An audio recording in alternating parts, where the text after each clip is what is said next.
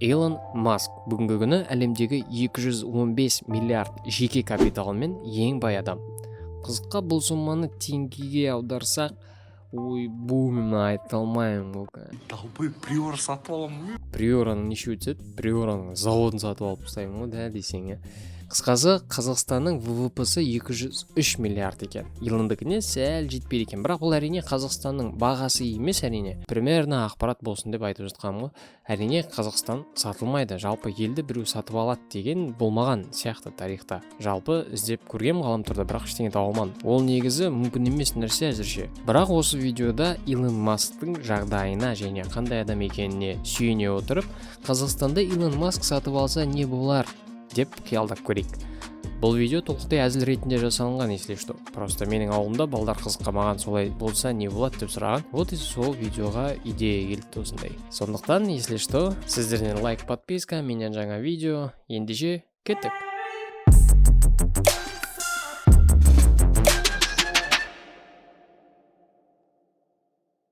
Ең алдымен басыма Илон Маск елімізді сатып алса, ақшасын кімге төлейді дейтін сұрақ келді. Шынымен оған кім сатады? Жауап іздеймін деп негізі басым қатып кетті. Мына жерде вариант көп әрине. Если что, төменде пікірлерін жазып кетсеңіздер болады. Жарайды. Сауда өтті дейік. Илон Маск Қазақстанның иесі. Ол кім болады? Президент бола ма? Ел басқару жүйесі қалай өзгереді екен? Окей, президент болды дейік. Оған қарайған шаруа басына ілінейін деп тұр ғой. Біз қазақ оңай халық емеспіз. Сондықтан дұрыс Илонға қазақша үйретеміз.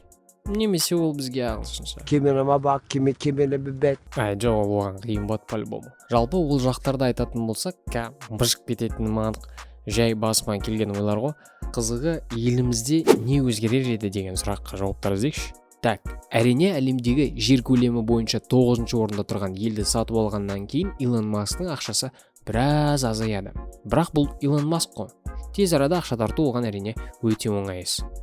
Елімізде не көп? Әрине жер көп. Сондықтан шамамен Тесланың 4-5 заводы ашылатын шығар бізде. Компания құрылтайшыларымен келісе алса, конечно. Білмесеңіз, Илон Маск Tesla Motors'тың иесі емес. Бұл компанияның негізін қалаушылар негізі Эрик Эберхарт пен Марк Терпенен болып табылады. Ал Илон Масктың үлесі, яғни долясы 21% ғана. Шынымды айтайын, мен де Илон Маск бастық деп ойладым. Tesla Motors'тың бизнесі әрине бізде мықты жүретініне күмән жоқ. Өйткені Қазақстанның орналасуына қарағанда Tesla толықтай Евразияны еркін қамти алады. Ол не деген сөз? Елімізде Tesla арзандайды және көбейеді. Ол әрине дұрыс жолдардың салуын алып келеді. Жол сапасы жағынан примерно 10-15 орынға көтерілейін деп тұрық қой. Қазір если что 115 орындамыз.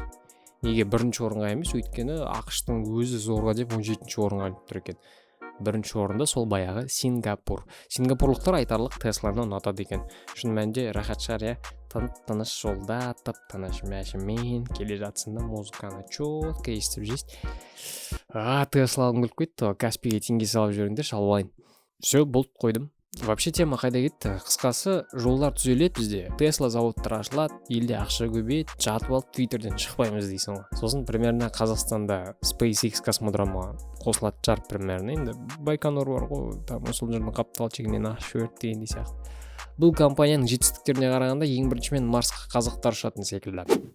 Енді ол әрине екі талай. Жалпы қазір космосқа ұшу космосқа бір саяхат 200 мың, 400 мың доллардан басталады екен, егерде ұшам десеңдер.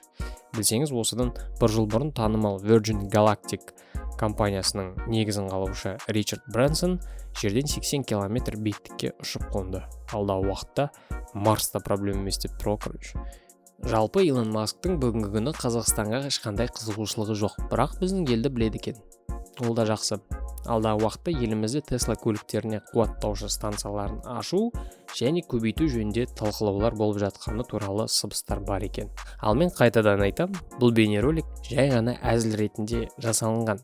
Кең байтақ елімізде де Илон Масктай білімді жастар көп. Болашақта бізде де технология саласында белгілі бір жетістіктерге жететініміз анық. Оған дәлел елімізде іске асып жатқан жобаларды алуға болады. Олар туралы шығарылымға бұл видео 1000 лайк жинаса, дұрыстап тұрып кірісем. Отвечаю. Осымен болды. Келесі видеоларда көріскенше.